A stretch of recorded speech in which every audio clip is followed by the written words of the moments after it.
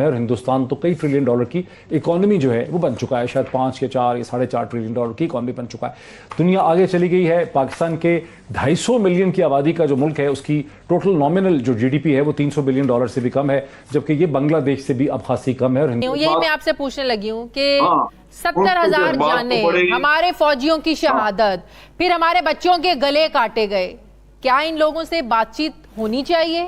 ان لوگوں کے لیے معافی ہونی چاہیے؟ لیکن امریکہ کی ہم سے جو توقعات ہیں وہ اس کے بالکل الٹ ہیں۔ وہ یہ چاہتا ہے کہ ہم انتہا پسندوں کے خلاف کارروائی کریں، یہاں تک کہ پاکستان کو ڈو مور کے لیے مجبور کرنے امریکی محکمہ خارجہ کے deputy secretary Wendy Sharman Pakistan کے دورے پہ بھی آ رہی ہے۔ اس کے علاوہ انہوں نے ہندوستان اور ازبکستان کا بھی دورہ کرنا ہے۔ تو حیرت کی بات ہے کہ جب یہ پنڈورا باکس کھلتا ہے تو عمران خان صاحب کے ایسے ریلیٹیو کا نام آ جاتا ہے جن کا ایڈریس جو ہے وہ سیم ہے جو عمران خان صاحب کا ایڈریس ہوتا ہے۔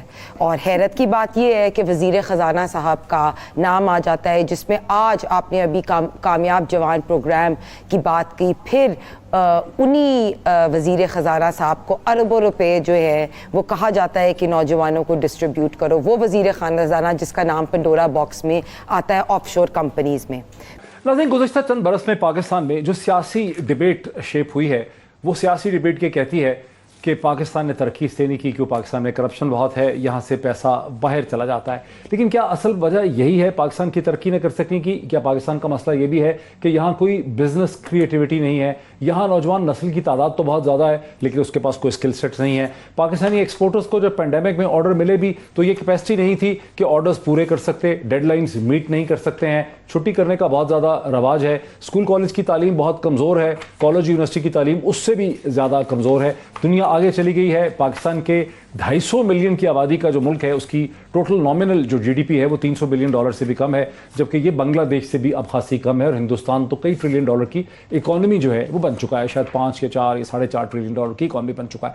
تو کہیں ایسا تو نہیں ہے کہ پاکستان کا جو تمام سیاسی ماحول ہے وہ پاکستان میں سرمایہ کاری کو انویسٹ ہی نہیں کرتا، یہاں سرمایہ ٹھہرنا ہی نہیں چاہتا، جس کے پاس پیسہ ہے وہ یہاں سے پیسے کو باہر لے جانا چاہتا ہے۔ یہاں ہر وقت تمام کلچر یہی کہتا ہے پکڑو، مارو، جیل میں ڈالو، گرفتار کر لو، الٹا لٹکا دو، جس کی وجہ سے یہ ملک اصل میں یہ اس کے اصل مسائل اس طرف بھی ہیں کہ کم از کم بہت سے مسائل کا حصہ اس طرف بھی ہے۔ یہیں سے بات کا ہم آغاز کرتے ہیں۔ ہنا بٹ، آپ کا اس پہ کیا پرسپیکٹو؟ دیکھیں، آئی تھنک کہ ان کی حکومت میں لاسٹ 3 ایئرز میں آپ نے دیکھا کہ قرضے بھی سب سے زیادہ ہو گئے، ملک کی اکانومی بھی برباد ہو گئی۔ سب سے امپورٹنٹ چیز یہ ہے کہ لوگوں کو پتہ ہے، جو بھی انویسٹرز ہیں ان کو پتہ ہے کہ یہ اتنی نااہل حکومت ہے۔ اتنے قرضے لے کے بھی مجھے بتا دے کہ 3 سال میں انہوں نے کیا ڈیلیور کیا، کوئی انفراسٹرکچر کا پروجیکٹ ڈیلیور کیا ہو، کوئی ڈیم کی کنسٹرکشن، کوئی موٹر وے، کوئی ایئرپورٹ کنسٹرکشن۔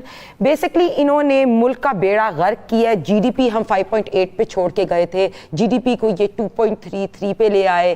قرضے سب سے زیادہ ہو گئے، 50 لاکھ گھر کے وعدے کیے تھے انہوں نے، کروڑوں نوکریوں کی بات کی۔ اب اگر ہم دیکھیں تو کتنی ملک میں بے روزگاری بڑھ گئی ہے، مہنگائی کتنی زیادہ ہو گئی ہے۔ آج کی ہم بات دیکھیں کہ دوبارہ جو بجلی کی پرائس ہے 1.72 روپیز پر یونٹ انکریز ہوئی اور بجلی 18 روپے پر یونٹ پہ چلی گئی۔ اب مجھے بتائیں کہ ہمارے ٹائم پہ 8 روپے کی بجلی پر یونٹ تھی، اور تب یہ کہتے تھے کہ جو ہے نا حکمران چور ہے، یہ بجلی کے بل پھاڑتے تھے، سول ڈسوبیڈینس کرتے تھے۔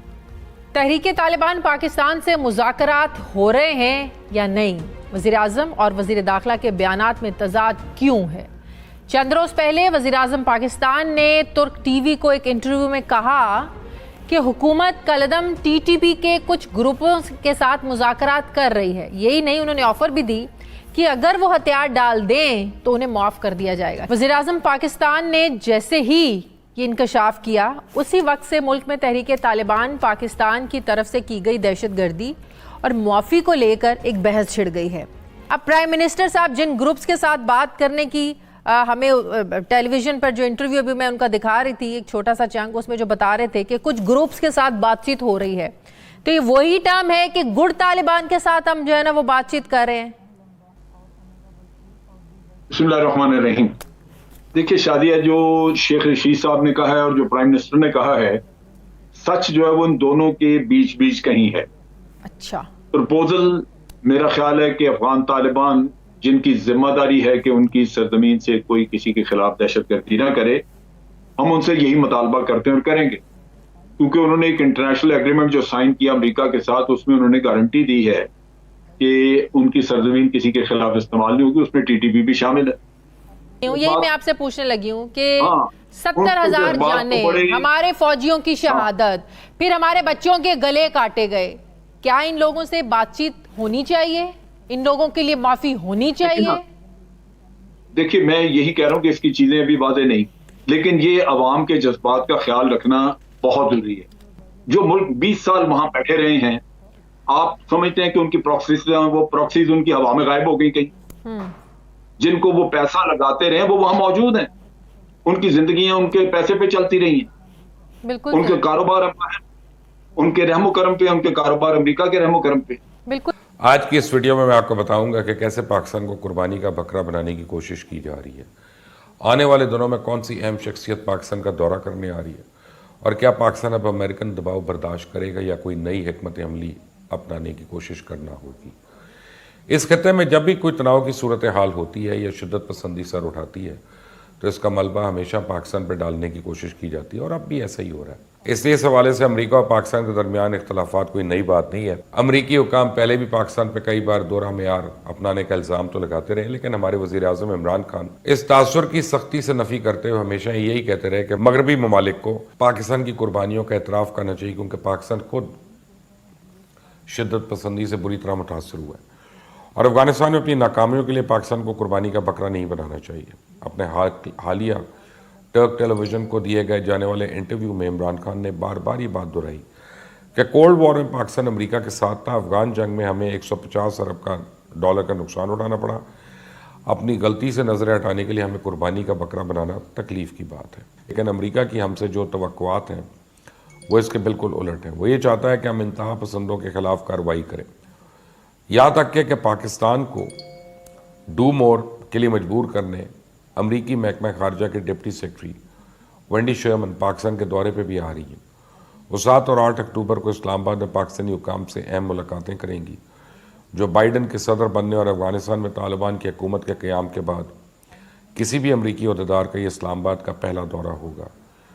वेंडी शर्मन अपने इस तवील दौरे के लिए अमरीका से निकल चुकी हैं, और इस सिलसिले में वो अभी स्विट्ज़रलैंड में हैं। इसके अलावा उन्होंने हिंदुस्तान और उज़्बेकिस्तान का भी, जबकि पाकिस्तान पहुंचने से पहले ही सहाफ़ियों से बातचीत के दौरान वो हमें सुना चुकी कि अमरीकी दहशतगर्दी के ख़िलाफ़ पाकिस्तान के साथ एक मजबूत शराकतदारी का ख्वाहिशमंद है, और हम तमाम अस्करियत पसंद और दहशतगर्दों के ख़िलाफ़ बिला इम्तियाज़ तसलसल के साथ कार्रवाई की तवक्को करते हैं।